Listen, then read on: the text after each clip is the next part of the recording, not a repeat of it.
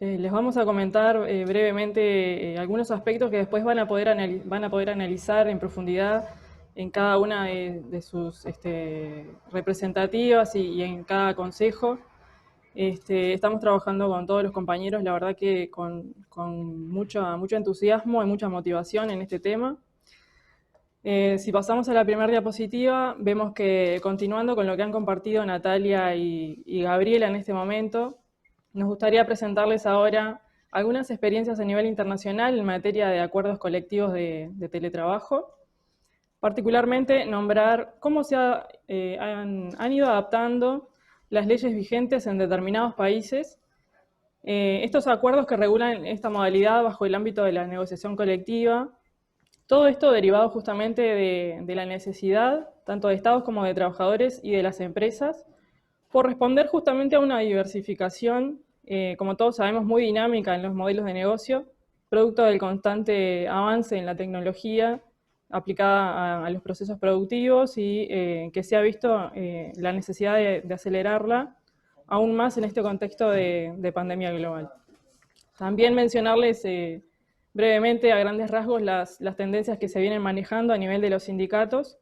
a los sindicatos de la región y a nivel internacional en cuanto a la redefinición en materia de estrategias comunicacionales y de la acción sindical también propiamente dicho. Si pasamos a la segunda diapo, no, la segunda, ahí va, la segunda, la que viene, la siguiente.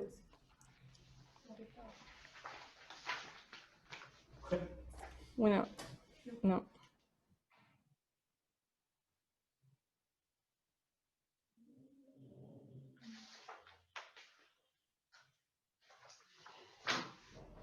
ahí sí, ahora sí. Ahí, con esta diapositiva, simplemente mencionar las recomendaciones que incluye la OIT en sus últimos informes, donde se nos presentan una serie de aspectos que serían precisos abordar en conjunto entre trabajadores y empresas, principalmente por lo compleja que resulta esta modalidad. Como allí observan, se menciona el concepto de la digitalización respecto del avance y la incursión de las nuevas tecnologías en el mundo del trabajo,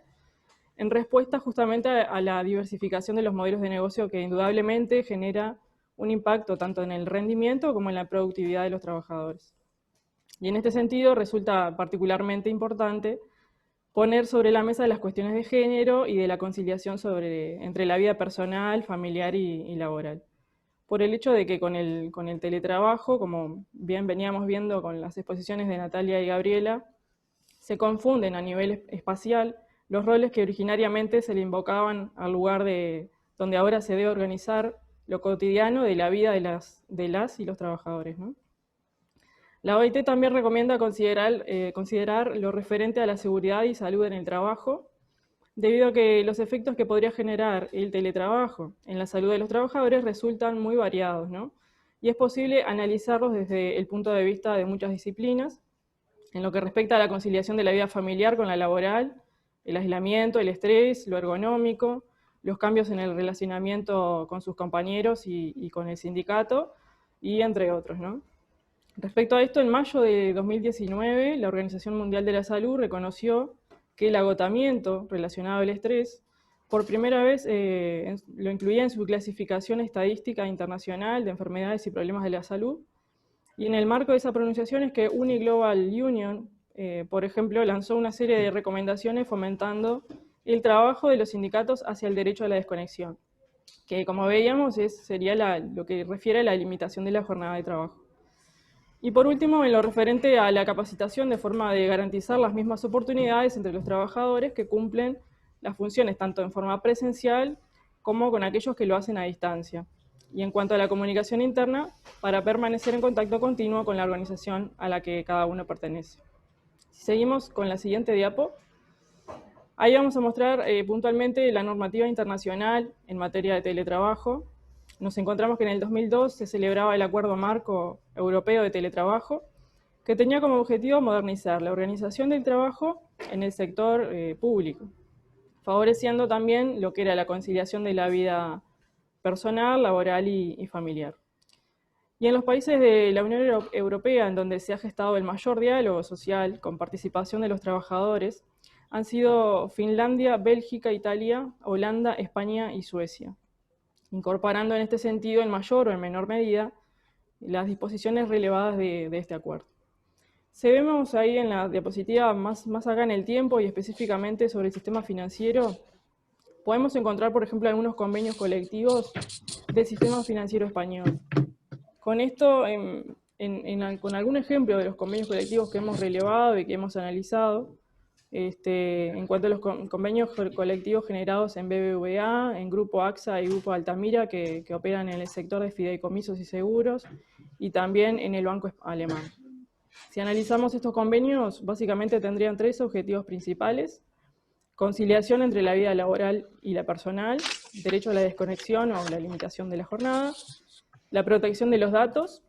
que es un tema muy importante, y las condiciones relativas al aumento de la productividad, la eficiencia y la competitividad. Otro aspecto importante que se menciona en algunos de estos convenios es que no cualquier trabajador accedería a este tipo de trabajo a distancia, ¿no? Lo que dependería del área donde se desarrolle, que como mencionaba Natalia, deben tener y deben contar con algún grado de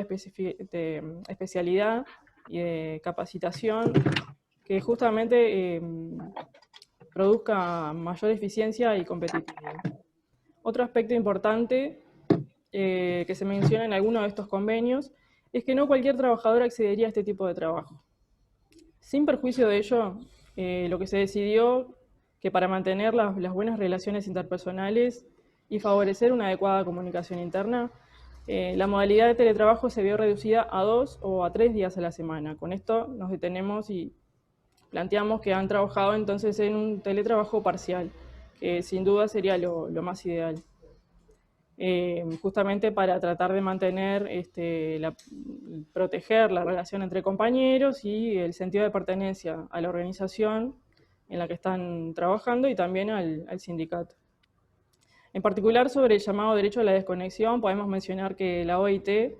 expone que el establecimiento de límites a las jornadas de trabajo excesivamente largas reducirá los accidentes de trabajo y los riesgos psicosociales asociados a dichas jornadas. Como el teletrabajo resulta un fenómeno muy dinámico de abordar y como estuvimos viendo, de poder anticiparse un poco a los posibles escenarios para los trabajadores, es que justamente se necesitan indudablemente de estos espacios de reunión y de discusión que enriquecen, sin dudas, el diálogo social entre los actores sociales involucrados, y es por ello que en el 2017, como vemos ahí, se emite la primera declaración conjunta sobre el teletrabajo en el sector financiero europeo, a instancias de la Confederación Sindical de Comisiones Obreras, junto con el resto de las organizaciones sindicales asociadas, a Europa Finanzas y las asociaciones patronales europeas del sector bancario, de la que actualmente, como estuvimos viendo, se realizan revisiones periódicas. Y en este sentido, hace pocos días se aprobó en España el Real Decreto Ley 28 del 2020, con fecha 22 de septiembre del 2020, del que participaron en instancias de diálogo social la Confederación Sindical de Comisiones Obreras y la Unión General de Trabajadores. Posteriormente, y trabajando con los sindicatos, se consiguió la firma del convenio colectivo de la banca sobre teletrabajo,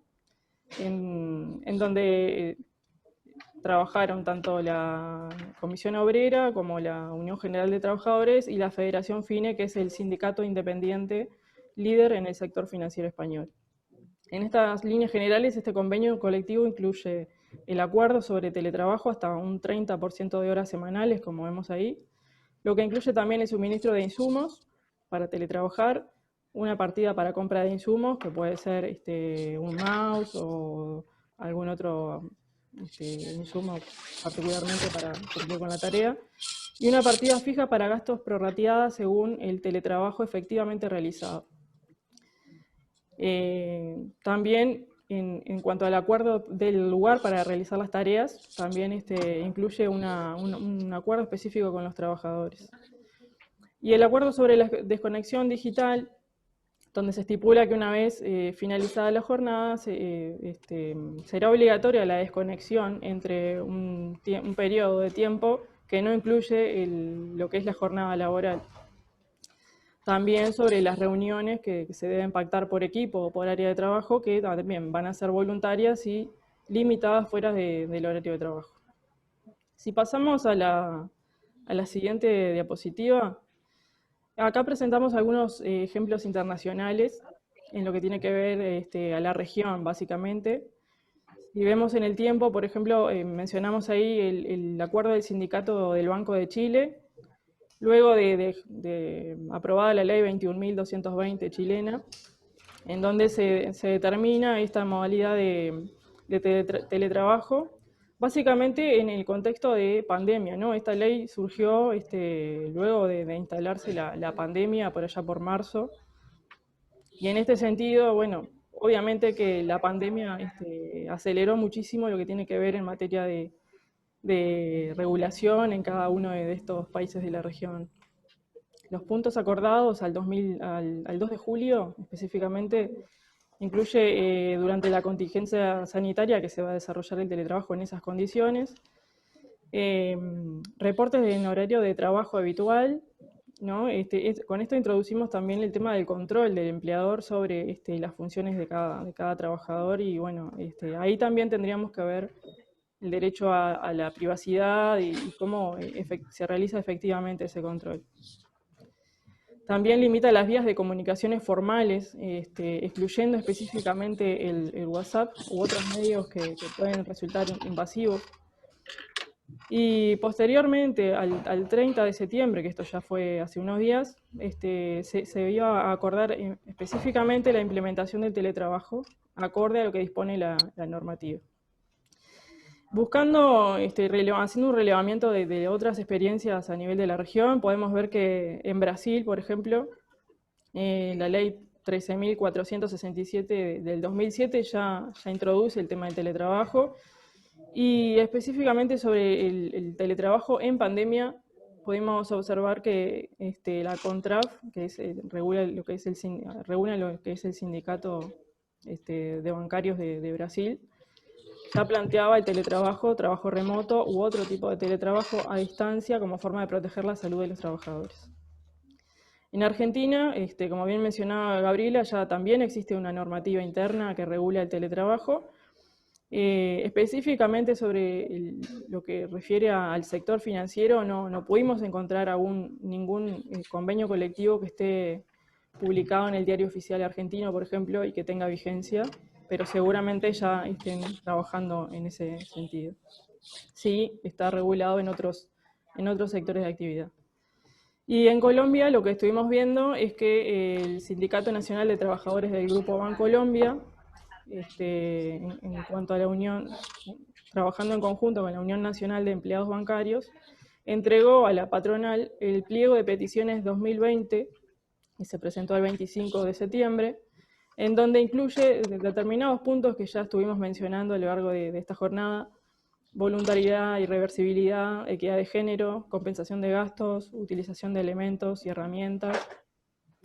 En cuanto a la desconexión digital, la duración de la jornada, las vías de comunicación, aspectos muy importantes también como la capacitación y la salud y la seguridad en el trabajo y la prevención de los riesgos, y el manejo de datos, básicamente. También en cuanto a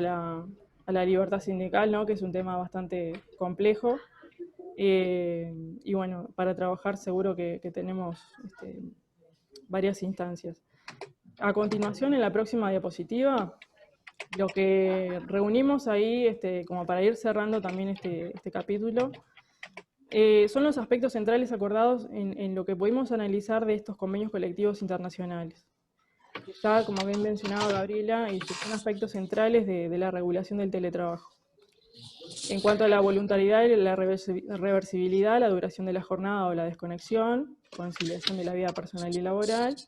el teletrabajo en forma parcial, que esto nos parece bastante importante, por el hecho de mantener lo que son las relaciones con los compañeros de trabajo y también a través de ello con el sindicato. En cuanto a las medidas de control y privacidad, por ejemplo, pudimos ver que se pactaban acuerdos de control de la productividad o de control de medidas de productividad también. Y en cuanto al uso de herramientas de trabajo, y el ejercicio de la libertad sindical, otorgándole la posibilidad de seguir desarrollando a los compañeros de cada representativa sus funciones como delegados sindicales. Y en cuanto a una síntesis de qué nos proponen estos acuerdos, básicamente mencionar lo que debemos cuidar de esta normativa y de su efectiva aplicación en cada país, evitar justamente lo que dice ahí la fragmentación del colectivo y el aislamiento social, que es un tema crítico, porque el teletrabajador pasa a formar parte de un colectivo vulnerable, que si no cuenta con el asesoramiento de un sindicato, puede verse afectado en sus derechos individuales, justamente. Promoviendo estos convenios también promueven el acceso al trabajo decente, y en materia de género también podemos ver alguna normativa que a nivel del convenio colectivo ya trabaja sobre ese punto. Y bueno, promover también lo que es la seguridad y salud en el trabajo, porque obviamente que dependiendo de los determinados niveles de control que ejerza el empleador sobre los trabajadores, vamos a poder determinar luego qué impacto ha tenido el teletrabajo en cada uno de ellos y cuáles son las medidas que efectivamente se le otorgan al trabajador para trabajar en forma decente y digna desde su hogar. Y pasamos a la siguiente diapositiva. Eh, Acá básicamente reunimos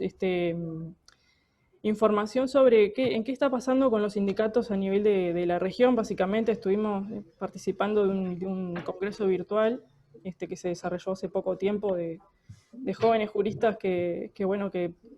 nos informaban sobre cuáles son las acciones que están haciendo a nivel sindical en cada uno de los países de América Latina. Sin duda que el teletrabajo nos impone un desafío. Tenemos que plantear como sindicato una necesaria reformulación de las estrategias comunicacionales y de acción sindical dirigidas al colectivo de trabajadores. En base a esto, como ya les venía mencionando, se han realizado pactos de adaptabilidad a la modalidad,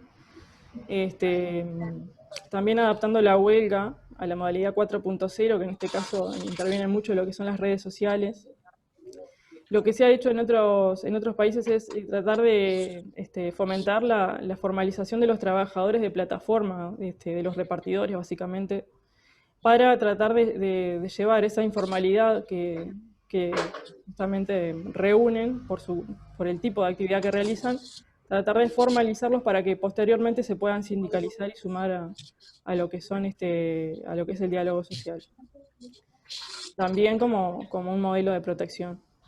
En cuanto a capacitar trabajadores en nuevas tecnologías, bueno, esto nos parece importante porque justamente debemos fomentar la capacitación en lo que hace a la digitalización cada vez mayor de los procesos productivos y acompasar justamente ese cambio tecnológico que se introduce y que seguramente los compañeros de edad más avanzada necesiten más apoyo o seguramente lo hayamos vivido con algún compañero mientras desarrollaba el teletrabajo en esta pandemia. También incluir lo que es la reglamentación de asambleas virtuales, que nos permite justamente mantener ese contacto directo con todos los compañeros y que resulta importante para la vida de un sindicato. Bueno, básicamente presentarles estos puntos para cerrar lo que tiende a ser la digitalización y la renovación de los sindicatos a nivel de las nuevas tecnologías.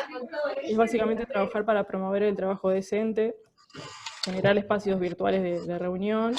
atraer a los jóvenes, que es un sector que nos parece que tendríamos que trabajar un poco más para fomentar un poco más que conozcan, que se sumen a nuestro sindicato y adaptar en este cambio las organizaciones para ejercer la libertad sindical. Y para cerrar, solamente el último punto que como sindicato nos culmina es a vigilar el equilibrio y a promover normas laborales de equilibrio, y por eso mismo es que debemos promover este tipo de instancias y de información y de conocimiento